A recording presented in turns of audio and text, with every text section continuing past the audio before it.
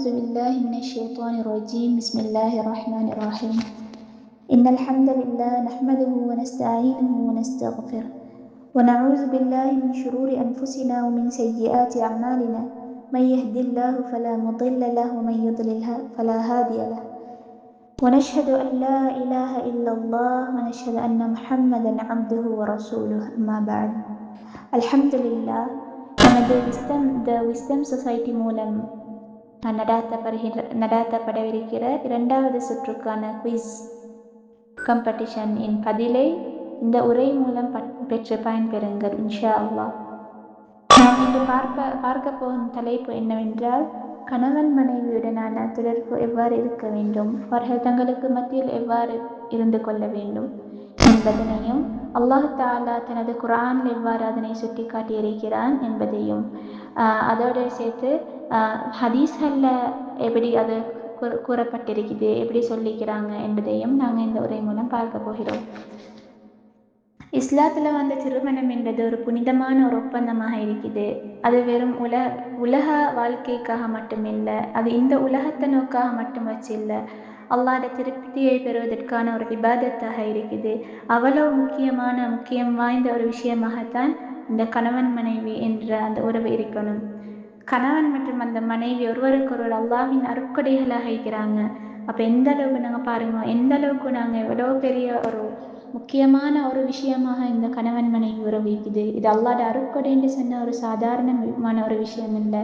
அதாவது அவங்க ஒருத்தருக்கு அமைதி பெறாக்களாகவும், ஒருவருக்கொருவர் அன்பு காட்டக்கூடியவங்களாகவும், ஒருவருக்கொருவர் கருணையாக இருக்கிறவங்களாகவும் இருக்கிறாங்க. அதாவது அவங்க திருமணம் முடித்த உடனே எப்படின்னு சொன்னால், கணவன் மனைவிக்கு வந்து அன்பு காட்டக்கூடியவங்களாகவும், மனைவி கணவனுக்கு அன்பு காட்டக்கூடியவனாகவும் இயல்புலை அல்லாஹு தாலா வந்து அதை வைக்கிறேன்.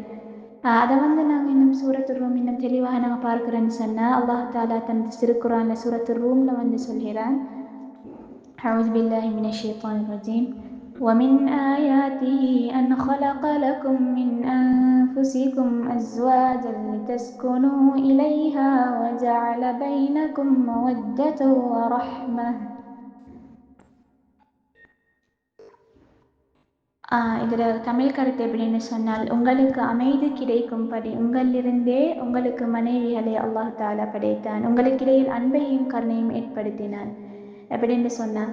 அப்போ பாருங்க, ஒரு கணவன் அல்லது மனைவி அவங்களுக்கு வந்து எப்படி அல்லாஹு தாலா வந்து ஒருத்தருக்கு அமைதி உருவாகிற மாதிரி, அதாவது கணவன் மனைவிக்கு அமைதியாக, மனைவி கணவனுக்கு அமைதியாகிற மாதிரி மாக்கியிருக்கிறான். மற்றது அல்லாஹு தாலா அவங்க ரெண்டு பேருக்கும் இடையில வந்து அன்பையும் கருணையையும் ஏற்படுத்திக்கிறான். இந்த மேலே கூறப்படுற குர்ஆன் வசனம் வந்து குடும்ப வாழ்க்கையோட அடிப்படையான அன்பு, கருணை மற்றும் அமைதி என்பதை வந்து எடுத்துக்காட்டக்கூடியதாக இருக்குது. இன்னும் நாங்கள் தெளிவாக பார்க்குறோம்னு சொன்னால், ரசூலுல்லாஹி ஸல்லல்லாஹு அலைஹி வஸல்லம் அவங்க சொல்லிக்கிறாங்க, உங்களில் சிறந்தவர் தனது மனைவியிடம் சிறந்த முறையில் நடந்து கொள்பவரே. இது அந்த திருமிதியில் பதியப்பட்டிருக்கிற ஹதீஸாக இருக்குது. எனவே அந்த கணவன் மனைவிக்கு வந்து அன்பாகவும், அவங்களோட எல்லா விஷயத்திலையும் பொறுமையாகவும், சில விஷயங்களில் தவறு செய்யக்கூடிய இடங்களில் வந்து அது அழகான முறையில் சுட்டி காட்டக்கூடியவங்களாகவும், மரியாதையோடும் நடந்து கொள்ளணும். அதே போல் மனைவி வந்து கணவரோட வந்து நியாயமான விஷயங்களில் ஒத்துழைச்சி போகணும். சரியான விஷயங்களில் அவங்களோட எல்லா வேலைகள்லையும் வந்து நாங்களும் அந்த ஒரு பக்கபலமாக இருந்து செய்ய வேண்டும், எங்களுக்கு ஏழுமான விஷயங்கள்ல. அது மாதிரி கணவனும் மனைவிட விஷயங்கள் அப்படி இருக்கணும். அப்பதான் அந்த குடும்பத்தை வந்து நல்ல முறையில் வந்து கொண்டு போக ஏழுமாக எங்களுக்கு இருக்குது. அடுத்தாவது வந்து அல்லாஹு தாலா வந்து கணவன் மனைவியுடனான வந்து உறவை வந்து ஒருவருக்கொருவர் வந்து ஆடையை போன்றவர்கள் அப்படின்னு சொல்றத வந்து சூரத்துல் பக்கரால வந்து எடுத்துக்காட்டுறான்.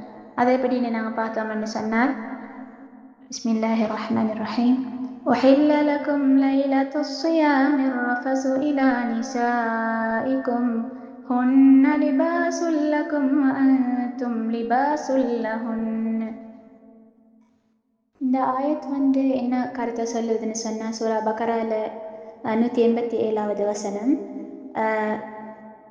கணவன் மனைவி வந்து ஒருவர் ஹுன்ன லிபாசுல்லக்கும் அன்தும் லிபாசுல்லஹுன், அதாவது கணவன் மனைவி வந்து ஒருவருக்கொருவர் வந்து ஆடையை போன்றவர்கள், அதாவது இதுல என்ன சொல்ல வராங்கன்னு சொன்னா, இருவரும் ஒருவரை ஒருவர் மதிச்சு மன்னிச்சு ஆலோசிச்சு வாழும்போது தான் அந்த குடும்பத்துல வர சந்தோஷத்தும் பறக்கத்தும் நிலைச்சிக்கும்.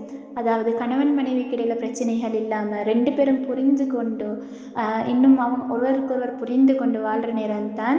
அடுத்தது மஷூராக்கள் செய்யற நேரம் 2 பேருடைய மஷூராக்களையும் தெரிவிச்சு அதுல சரியான ஒரு முடிவுக்கு எடுக்கிற நேரம் தான் குடும்பத்துல சந்தோஷம் இருக்கும். இன்னும் எங்கட வாழ்க்கையில அல்லாஹ் பரக்கத்தை ஏற்படுத்துவான். நிறைய பிரச்சனைகள் வாரத்தை விட்டும் தடுத்து நிற்கும். அடுத்தாவது பிள்ளைகளும் நல்ல இஸ்லாமிய சூழல்ல வளருவாங்க என்று சொன்னால், பெற்றோர்கள் என்று சொல்றது தான் முக்கியமான ஒரு அடிப்படையான ஒரு ஆட்களாக இருக்கிறாங்க. அந்த கணவன் மனைவி சீராக இருந்தன்னு சொன்னா தங்களோட பிள்ளைகளும் தானா சீராக வருவாங்க. இல்லாட்டிக்கு கணவன் மனைவி ஒருவருக்கு ஒருவர் பிரச்சனைகள்லையும் சண்டை போட்டு கொண்டும் ஒருத்தர் கணவன் மனைவி இந்த பிரச்சனைகள்லையும் குழப்பங்கள்லையும் இருந்தேன்னு சொன்னால் பிள்ளைகளில் மனநிலையும் சீரற்றதாக ஆயிடும். எனவே அன்பார்ந்த சகோதரிகளே, தாய்மார்களே, நாங்கள் நல்லா விளங்கி கொள்ள வேண்டிய விஷயம் என்னென்று சொன்னால், இன்று பல குடும்பங்கள் பிரச்சனைகள் ஏற்படுறதற்கு காரணம் ஒருவருக்கொருவர் கணவன் மனைவிக்கு இடையில பொறுமை இல்லாமையும் அன்பில்லாமையும் அல்லாஹு தாலா வழிகாட்டி இருக்கிற அந்த வழிகாட்டுதல்களை பின்பற்றாமல் இருக்கிறதுனாலையும் தான் இன்று பல பிரச்சனைகள் ஏற்படுறதுக்கு காரணமாகிக்குது. எனவே நாங்கள் நபி ஸல்லல்லாஹு அலைஹி வஸல்லம் அவங்களோட குடும்ப வாழ்க்கையை நமக்கு முன்மாதிரியாக எடுத்துக்கொண்டு வாழ முயற்சி செய்வோமாக. அல்லாஹ் நம் அனைவரையும் நல்ல குடும்ப வாழ்க்கையையும் அன்பையும் ஒற்றுமை நிறைந்த இல்லற வாழ்க்கையையும் அருள்வானாக.